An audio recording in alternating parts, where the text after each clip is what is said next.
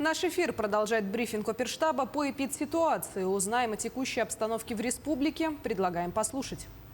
Елена Фраимовна, добрый день. Расскажите, пожалуйста, об эпидемиологической ситуации на сегодняшний день. Добрый день. Сегодня на 24 сентября зарегистрировано 195 подтвержденных ПЦР-случаев. Из них максимальное количество 119 – это город Якутск и 25 районов нашей республики. Мегино-Кангаласский дал наибольшее количество – 9 случаев, Нерюнгринский, Сунтарский, Чурапчинский – 7, Среднеколымский, Сялданский – 5, Ленский, Хангаласский – 4, Вилюйский, Кобяйский, Мирнинский, Татинский по 3, Верхоянский, Намский, Тампонский, Усьмайский 2 и по одному случаю зарегистрированы в Алданском, Амгинском, Горном, Жиганском, Момском, Амиконском, Оленёкском и Авено-Бадантайских районах.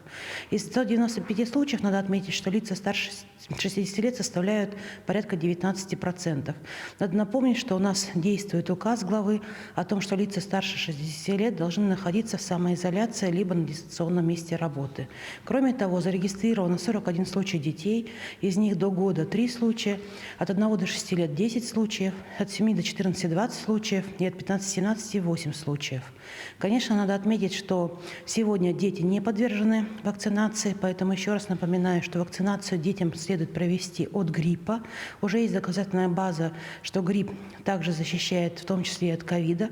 Наиболее легкие течения происходят как раз у людей, вакцинированных от ковид плюс грипп, и у людей, которые в свое время привились привинаром. Поэтому настоятельно рекомендую обращаться в вакцинальные пункты, проводить вакцинацию для того, чтобы избежать массового заражения, беречь себя и своих близких. Спасибо большое, берегите себя. Спасибо. Это был брифинг оперативного штаба по COVID-19, а мы продолжаем. Вы смотрите новости, в студии Надежда Саханская. Здравствуйте. Коротко о главных темах этого выпуска. Наука объединяет людей. Глава республики встретился с ректором Московского государственного университета. Строительство в самом разгаре. Правительственная комиссия посещает с рабочим визитом Хангаласский район. Инициатива, которая награждена. В Хандаге впервые открылся зал адаптивной физической культуры. В рамках рабочей командировки глава Якутии встретился с ректором Московского государственного университета. Айсен Николаев и Виктор Садовничий обсудили направления сотрудничества между республикой и ведущим вузом страны, в том числе детали соглашения о вхождении Якутии в консорциум «Вернадский». Этот проект направлен на объединение усилий ведущего университета страны, органов власти, местных вузов, научно-исследовательских институтов и социально ориентированного бизнеса на содействие социально-экономическому развитию регионов. Отметим, что сегодня в МГУ учатся более 100 студентов из Якутии. Только в этом году на первый курс поступило 28 якутян. Состоялся очень содержательный разговор по сотрудничеству. Оно у нас большое, и оно уже традиционное. У нас много проектов годами идут. Мы наметили новый большой проект подписания такого соглашения, называемый Вернадский консорциум, куда включим все наши планы и дела по сотрудничеству. Подписание соглашения о вхождении в консорциум «Вернадский», о более тесном взаимодействии наших научных организаций, в том числе НОТ-Север с Московским госуниверситетом, об использовании новейших подходов и научных, и уже таких инжиниринговых каких-то вещей именно для развития Якутии. Водоочистная станция, жилые дома и другие важные объекты, строительство которых ведется на территории Хангаласского района, сегодня посещает правительственная комиссия. О том, какие объекты уже проверены, а какие только предстоит посетить, и о ходе работ расскажет наша коллега Виолетта Засимова. Надежда, здравствуй. Сейчас мы находимся возле водоочистной станции города Покровска в рамках пресс-тура по строящимся и готовым объектам Хангаласского улуса. Водоочистную станцию здесь строят в рамках проекта «Чистая вода» национального проекта «Жилье и городская среда». На сегодняшний день готовность объекта оценивается в 65%. Ввод в эксплуатацию запланирован к концу этого года. Далее журналистский десант побывает на набережной Покровска, ставшей излюбленным местом не только покровчан, но и гостей города. Следующий пункт – многоквартирный дом по улице Братьев Ксенофонтовых, 27. Его строят в рамках реализации второго этапа программы переселения из ветхого и аварийного жилья. Готовность объекта – 85%. По контракту ввод дома планируется уже через месяц, 20 октября. Сюда должны переселить 29 семей. Завершающий пресс-тур объект – учебный корпус на 150 мест с интернатом на 100 мест Малой академии наук. Строительство финансирует компания «Роснефть». Стоимость более 1 миллиарда рублей. Грандиозный объект планируют ввести в эксплуатацию в октябре-ноябре этого года. Надежда? Благодарю, Виолетта. Напомню, с нами на связи была наша коллега Виолетта Засимова. А мы переходим к другим темам. В эти дни в Якутском медицинском колледже прошла работа комиссии для очного обследования по премии правительства России в области качества. Эксперты посетили мастерские и ознакомились с условиями организации учебно-воспитательного процесса. Также комиссия встретилась с социальными партнерами, представителями общественных организаций и студенческих объединений для оценки влияния организации на социально-экономическое развитие республики. Напомним, Якутский медколледж в 2020 году стал дипломантом премии правительства в области качества. А в этом году учебное заведение повторно подает заявку для участия в конкурсе на присуждение звания лауреата. Якутский медицинский колледж участвует уже второй год подряд, и мы видим очень хорошую динамику изменений по сравнению с прошлым годом.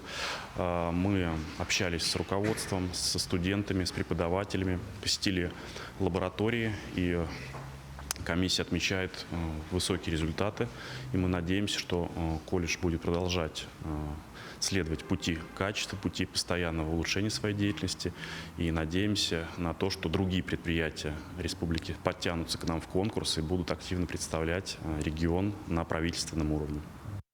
Что делать с дикими животными, которые оказались в беде? В этом году после обширных пожаров в Якутии пострадала и флора, и фауна. Раненые звери и птицы чаще стали появляться возле населенных пунктов. В подобных ситуациях животных отлавливают и помещают в специальные центры реабилитации. Наш корреспондент Максим Кардозу побывал в одном из таких центров, что находится в Подмосковье. Что удивило съемочную группу, узнаем в следующем сюжете.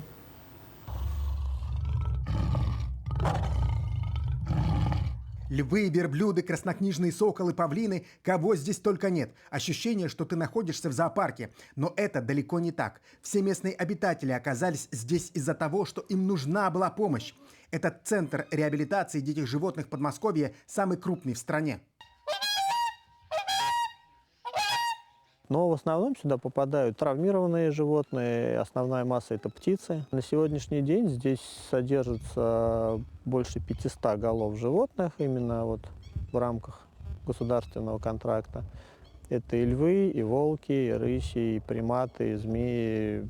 Сложно сказать, кого нет. То есть черепахи, попугаи, там, хищные птицы. Тигренок сейчас сидит у нас. Бенгальский тигренок попал в центр в плачевном состоянии в конце прошлого года. Он был настолько истощен, что специалисты думали, не выживет. Как экзотическую игрушку его подарили одной московской семье. Хищник начал расти, и от него решили избавиться.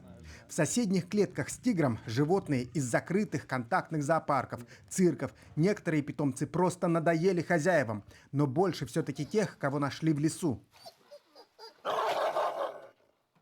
Жители местных деревень прекрасно знают об этом центре и уже самостоятельно приносят животных, которых находят в лесу и которым необходима помощь. Вот, например, этот кабанчик появился здесь месяц назад, и когда его принесли, он был совсем крохотный, в 3 раза меньше. Ну вот, растет.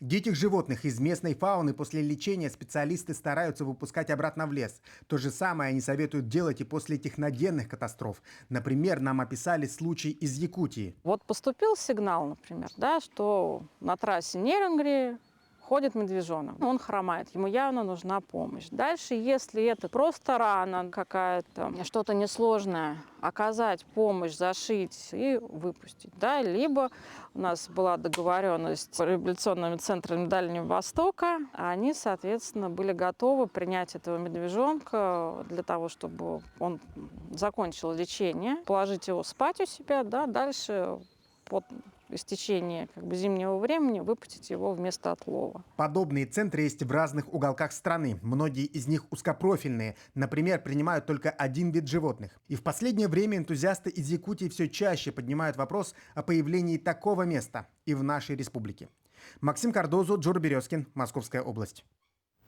Северо-Восточный федеральный университет подключится к автоматизированной информационной системе «Мой спорт». Ожидается, что пилотный проект позволит повысить качество планирования спортивной подготовки у обучающихся СВФУ, улучшить учет их тренировочного процесса, спортивных результатов и сбор статистической отчетности. По словам руководителя Института физической культуры и спорта, система «Мой спорт» позволит научно-педагогическим работникам, занимающимся тренерской деятельностью, контролировать улучшение результатов спортивной подготовки студентов. Отметим, проект «Мой спорт» успешно стартовал в 20 регионах страны. При помощи этого проекта появится единая цифровая система, обеспечивающая сбор, анализ, распространение передового опыта и практик развития физической культуры и спорта. Помимо этого, участники проекта будут иметь электронный паспорт спортсмена.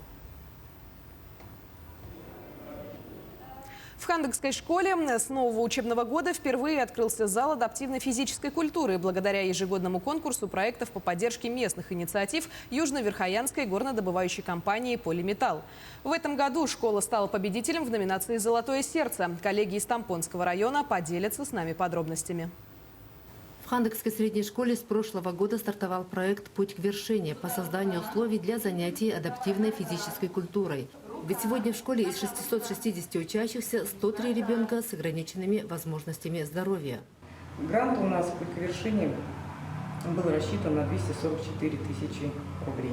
На эту сумму мы приобрели оборудование для занятий адаптивной физкультуры. В это оборудование можно посмотреть. Входят массажные кресла, спортивные игры, спортивные стенки, массажные дорожки. На сегодняшний день в данном зале занимаются 80 детей с ограниченными возможностями здоровья. Школа собственными средствами отремонтировала малый зал. Поселковая администрация оказала помощь в приобретении специального напольного покрытия.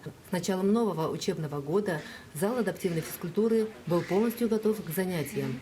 Программа адаптированной физкультуры направлена на коррекцию здоровья детей с ограниченными возможностями. Конечно же, детки не могут заниматься со всей группой основной физкультурными упражнениями.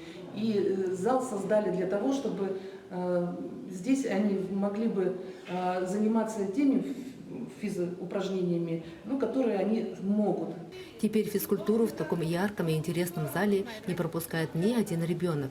В процессе занятий ребята лучше приспосабливаются к социальной среде, учатся поддерживать свое психофизическое состояние. Мария Винокурова, Богдан Тиянич, Хандыга, Тампонский район. К этой минуте у меня все. Мы продолжим говорить о новостях на телеканале Якутия-24. Оставайтесь с нами.